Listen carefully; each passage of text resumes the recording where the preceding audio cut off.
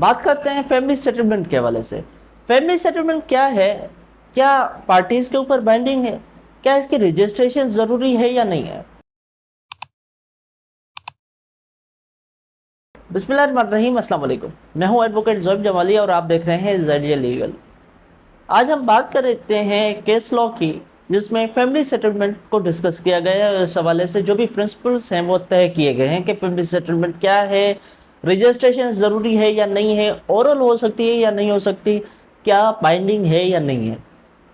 Case कुछ यूँ है कि कुछ ब्रदर्स थे, आपस में उन्होंने फैमिली सेटलमेंट किया था और एक दूसरों को उन्होंने पावर ऑफ अटॉर्नी दिया था कि उस फैमिली सेटलमेंट के हवाले से वो जो प्रॉपर्टीज़ हैं वो डिस्ट्रीब्यूट कर सकें।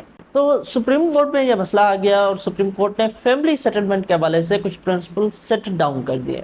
आज की इस वीडियो में हम जो प्रिंसिपल्स सेटल डाउन हुए हैं उनको डिस्कस करेंगे। सुप्रीम कोर्ट ने कहा है कि जो फैमिली सेटलमेंट्स हैं वो मस्ट बी जेन्युइन, वो जेन्युइन होने चाहिए और बोनाफाइड होने चाहिए।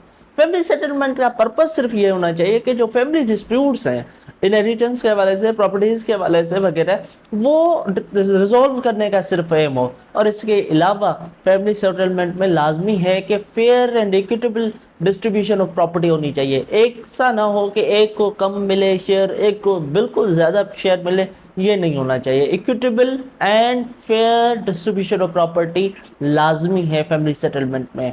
और सेकंड हमारे पास ये है कि ये जो फैमिली सेटलमेंट है अगर इसलिए की गई है कि जो फैमिली ऑनर है उसको प्रिजर्व किया जाए, तो फिर कोर्ट ने इसको इन्फोर्स करना है। फिर कोर्ट जो है वो फैमिली सेटलमेंट को इन्फोर्स करेंगी अगर फैमिली सेटलमेंट इसलिए किया गया है कि जो फैमिली ऑनर है उसको प्रिजर्व किया जाए। कैसे?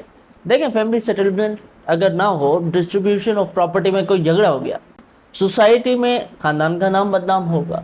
अगर फैमिली ऑनर को प्रिजर्व करने के लिए फैमिली सेटलमेंट की गई है तो सुप्रीम कोर्ट ने कहा है कि फिर कोर्ट ने इस फैमिली सेटलमेंट को इन्फोर्स करवाना है। देखें, जैसा कि आप जानते हैं कि कॉन्ट्रैक्ट जो है वो भी इंटेंशनल होनी चाहिए, उसमें कोई अनड्यू इन्फ्लुएंस नहीं होना चाहिए, कोई फ्रॉड नहीं होना चाहिए। ऐसे ही फैमिली सेटलमेंट भी इंटेंशनल होनी चाहिए और उसके अलावा विलिंगनेस होनी चाहिए, मतलब कि इंटेंशन होनी चाहिए। उसके अलावा कोई फ्रॉड नहीं होना चाहिए, कोई अनड्यू इन्फ्लुएंस नहीं होना चाहिए, कोई सोशल प्रेशर, फैमिलियर प्रेशर नहीं होनी चाहिए। देखें, अगर उसमें कोई फ्रॉड आ गया तो फिर तो वो इन्फोर्सेबल नहीं होगा फैमिली सेटलमेंट। लेकिन अगर उसमें फ्रॉड नहीं है, उसमें अनड्यू इन्फ्लुएंस नहीं है, उसमें इंटेंशन पार्टीज की इन्वॉल्व है, तो फिर फैमिली सेटलमेंट बाइंडिंग है।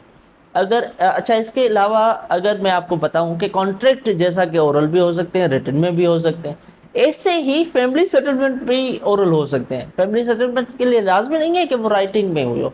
अच्छा, अगर राइटिंग में है तो फिर रजिस्ट्रेशन लाजमी है। अगर ओरल है तो फिर तो रजिस्ट्रेशन होगी भी नहीं, अगर राइटिंग में है तो फिर रजिस्ट्रेशन लाजमी है। अच्छा, एक और चीज़ भी याद रखिएगा कि फैमिली सेटलमेंट अगर हो गई है, या फॉर सपोज आप इमेजिन करें कि वो ओरल हो गई है, अब उसके बाद मेमोडा बनाया गया है, और मेमोडम सिर्फ इसलिए बनाया गया है कि जो टर्म्स एंड कंडीशंस हैं उस फैमिली सेटलमेंट के, उनको रिकॉर्ड किया जाए याद करने के लिए, उस हवाले से कि डिस्ट्रीब्यूशन हो सके प्रॉपर्टीज़ की। तो फिर वो जो मेमोडम बना है उसकी रजिस्ट्रेशन की कोई ज़रूरत नहीं है। रजिस्ट्रेशन सिर्फ और सिर्फ उस जो फैमिली सेटलमेंट अगर राइटिंग में है तो फिर उसकी होगी। देखिए, फैमिली सेटलमेंट की जो पार्टीज़ हैं, अगर वो चाहते हैं कि इस हमारे प्रॉपर्टी को डिवाइड नहीं किया जाए परमानेंटली, तो फिर कोर्ट वो नहीं कर सकती और वो प्रॉपर्टी पर डिवाइड नहीं होगी परमानेंटली। ठीक है जी, उनको फोर्स नहीं किया जा सकता। और इसके अलावा ये भी लाजमी है कि फैमिली सेटलमेंट में जो भी पार्टीज़ हैं उनका एक प्री एग्जिस्टिंग टाइटल होना चाहिए। प्री एग्जिस्टिंग टाइटल होना कितना लाजमी है कि तभी तो वो सेटलमेंट कर रहे हैं। अगर उनके पास प्री एग्जिस्टिंग राइट ही नहीं है, प्री एग्जिस्टिंग टाइटल ही नहीं है, तो फिर वो कैसे फैमिली सेटलमेंट करेंगे, जैसा कि इस केस में हुआ था। अब इस केस में क्या हुआ, सबके पास फैमिली सेटलमेंट के लिए प्री एग्जिस्टिंग टाइटल थे, कोई जॉइंट प्रॉपर्टीज़ थी उनकी, और इसके अलावा कोई एक प्रॉपर्टी का एक भाई ऑनर था तो किसी का कोई और ऑनर था, कोई और भाई, कोई प्रॉपर्टी उनके जॉइंट ऑनरशिप में थे, तो मीन्स के उनके पास प्री एग्जिस्टिंग टाइटल थे। ऐसे ही फैमिली सेटलमेंट के लिए प्री एग्जिस्टिंग टाइटल का होना बहुत ज़रूरी है। इसके अलावा देखिए, फैमिली सेटलमेंट अगर की गई है और जेन्युइन की गई है, सिर्फ और सिर्फ इसलिए की गई है कि जो फैमिली डिस्प्यूट्स हैं उनको रिजॉल्व किया जाए, تو پھر یہ بائنڈنگ ہو جاتا ہے. سارے کے سارے پارٹیز جو کہ اس فیملی سیٹلمنٹ میں انوالوڈ ہیں ان کے اوپر یہ بائنڈنگ ہو جاتا ہے. ٹھیک ہے جی. اس کے علاوہ کورٹس جو ہیں, سپریم کورٹ نے کہا ہے کہ کورٹس کو بھی چاہیے کہ فیملی سیٹلمنٹ کو فیور کریں. فیور کیسے کریں؟ کہ ان کو ٹیکنیکل گراؤنڈز پہ اڑا نہ دیں, ان کو فالو کریں.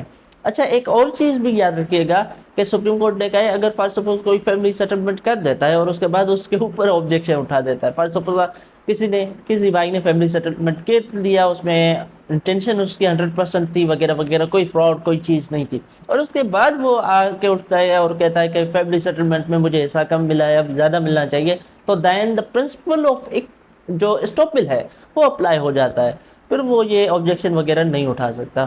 یہ کچھ پرنسپلس تھی جو کہ سپریم کورٹ کے 2 ممبر بینچ نے فیملی سیٹلمنٹ کے حوالے سے سیٹ ڈاؤن کر دیے ہیں. ٹھیک ہے جی. اگر کوئی کوشچن ہے تو آپ کمنٹ باکس میں پوچھ سکتے ہیں, اور اس کے علاوہ اگر یوٹیوب میں دیکھ رہے ہیں تو چینل کو لازمی سبسکرائب کیجئے گا, فیس بک پہ دیکھ رہے ہیں تو پیج کو فالو کیجئے گا. Thank you very much. کسی نیکسٹ ویڈیو میں ملاقات ہوتی ہے, تب تک کے لیے اللہ حافظ.